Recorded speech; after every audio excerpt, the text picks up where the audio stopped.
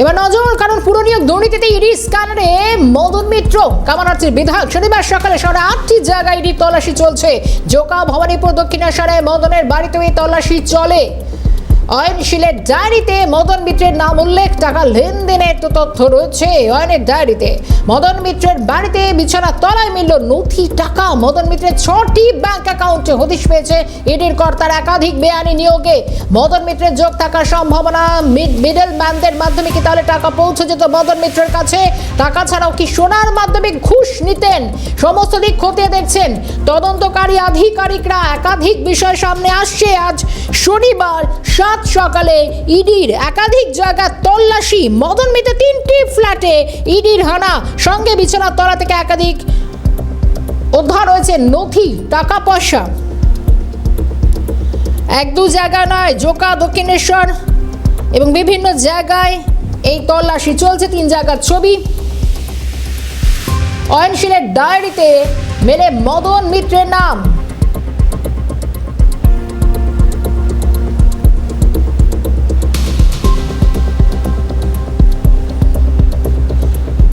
পুরো নিয়োগ দুর্নীতি মামলা ফের জোরদার অ্যাকশন এনফোর্সমেন্ট ডাইরেক্টরেট কর্তাদের।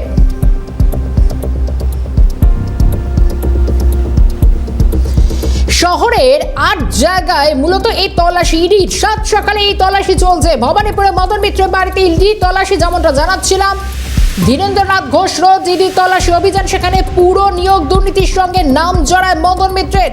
কামারহাটি পুরসভায় নিয়োগ দুর্নীতিতে জড়াই নাম। তদন্তে একটি ডায়েরি বাজেয়াপ্ত, সেখানে এই নাম পাওয়া গিয়েছে। ভবানীপুরে মদন মিত্রের বাড়িতে ইডি তল্লাশি। সকাল থেকে এই তল্লাশি পর্ব শুরু হচ্ছে। এনফোর্সমেন্ট ডাইরেক্টরেট কর্তাদের সেই গাড়ি তল্লাশি অভিযানে তারা গিয়েছেন।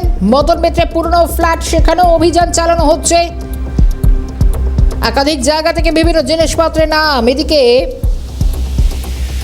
অয়নশীল পুরো নিয়োগ দুর্নীতি কাণ্ডে এই মুহূর্তে জানাবো আপনাদের অয়নশীলের ডায়েরিতে মদন মিত্রের নামের উল্লেখ আর কি কি তথ্য সামনে আসছে। আমাদের সঙ্গে সরাসরি প্রতিনিধি খালেদ জামাল রয়েছেন আমাদের সঙ্গে। খালেদ, সকাল থেকে ছবিটা আজ একেবারে বদলে গিয়েছিল। মদন মিত্রের নাম সামনে এলেই পুরো নিয়োগ দুর্নীতি কাণ্ডে টাকা, একাধিক নথি উল্লেখ হয়েছে। কি কি আপডেট এই মুহূর্তে আমাদের কাছে আসছে?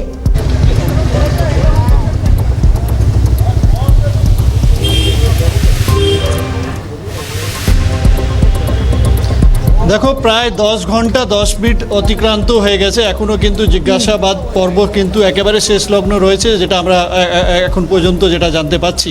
ইতিমধ্যে কিন্তু একজন ইডি আধিকারিক, তিনি কিন্তু হাতে একটা খাম নিয়ে তিনি বেরিয়ে পড়েছেন।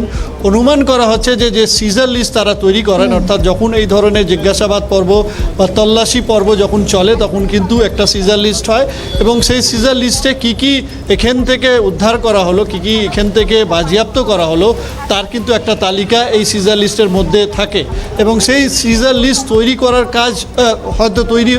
কাজ হচ্ছে। অথচ এই সিজার লিস্ট তৈরি করে যে আধিকারিক কিছুক্ষণ আগে বেরিয়েছেন, তিনি নিয়ে গেছেন, এরকম একটা সম্ভাবনা কিন্তু প্রবল থাকছে। কিন্তু মূলত আমরা যেটা জানি যে 2023 সালের 19শে মার্চ অয়নশীলের যে সল্টলেক বাড়িতে অভিযান চালিয়েছিল ইডি আধিকারিকরা, সেখানে কিন্তু তারা যে তথ্য প্রমাণ পেয়েছিল, সেখান থেকে কিন্তু একটা ডায়েরি উদ্ধার করা হয়েছিল এবং সেই ডায়েরিতে কিন্তু MM অর্থাৎ মদন মিত্রর নাম উল্লেখ করা রয়েছিল এবং সেই সূত্র ধরে কিন্তু সেই জিজ্ঞাসাবাদ পর্ব শুরু হয়েছে। আমি তোমাকে শেষ মুহূর্তে ছবিটা আবার দেখাবো যে এখনও কিন্তু যারা ইডি আধিকারিকরা রয়েছেন, তারা কিন্তু মদন মিত্রর যে বাসভবন, সে বাসভবনে তাদের যে জিজ্ঞাসাবাদ বা অভিযান পর্ব, সেটা তারা কিন্তু চালাচ্ছেন। এখনও কিন্তু তাদের যে শেষ মুহূর্তে যে সিজার লিস্ট তৈরি করা যে প্রস্তুতি, সেটা কিন্তু ইতিমধ্যে চলছে বলে আমরা জানতে পাচ্ছি।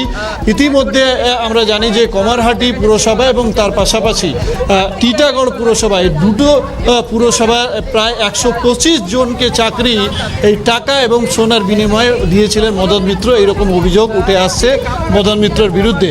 এবং সেই পরিপ্রেক্ষিতে কিন্তু আজকে সকাল 6টা থেকে প্রায় আমরা দেখছি যে জিজ্ঞাসাবাদ পর্ব এবং তার পাশাপাশি যে তল্লাশি পর্ব, সেটা কিন্তু একসঙ্গে চালাচ্ছে ইডি আধিকারিকরা। ইতিমধ্যে 4 থেকে 5টা গাড়ি করে ইডি আধিকারিক এবং তার পাশাপাশি কেন্দ্রীয় বাহিনী ইতিমধ্যে এখানে রয়েছেন, যারা কিন্তু এই সামগ্রিক যে ইডি অভিযান সে অভিযানে সহযোগিতা করছেন।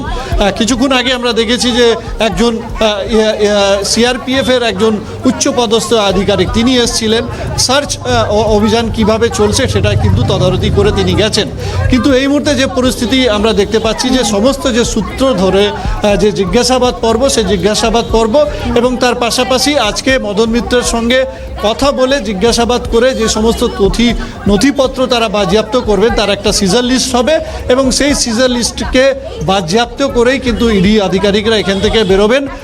যদি দেখা যায় যে কোথায় না কোথায় মদন মিত্রের যে বয়ান, সে বয়ানের কোনো রকম অসঙ্গতি দেখা যাচ্ছে বা তিনি যে তথ্য তার কাছ থেকে চাওয়া হচ্ছে সেই তথ্য তিনি দিতে পারছেন না, তখন কিন্তু কড়া ব্যবস্থাপনা করার একটা সম্ভাবনা সবসময় উজ্জ্বল থাকে।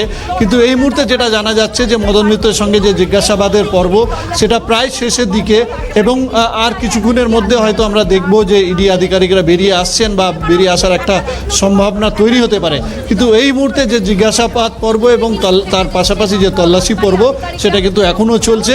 প্রায় 10 ঘন্টার বেশি সময় ধরে কিন্তু এই সকাল 6টা থেকে প্রায় 4:30 বাজতে চলেছে বা 4:20 নাগাদ এই যে অভিযান, সেই অভিযান কিন্তু অব্যাহত রয়েছে। একদম, আর কিছুটা সময় অপেক্ষা করতে হবে। খালেদ, নজর থাকবে আমাদের সেদিকে। ধন্যবাদ খালেদ। এখনো পর্যন্ত মদন মিত্রকে জিজ্ঞাসাবাদ চলছে, তল্লাশি অভিযান কিছুক্ষণ নজর থাকবে। সুকান্ত মজুমদার কি জানাচ্ছেন শুনবো।